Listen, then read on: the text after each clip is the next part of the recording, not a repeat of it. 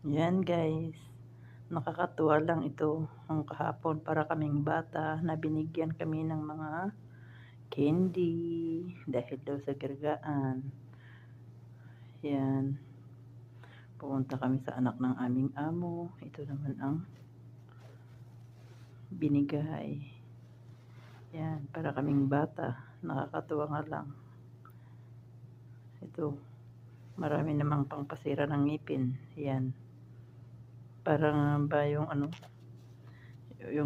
yung gamot noon aspilet, pero chocolate yan guys.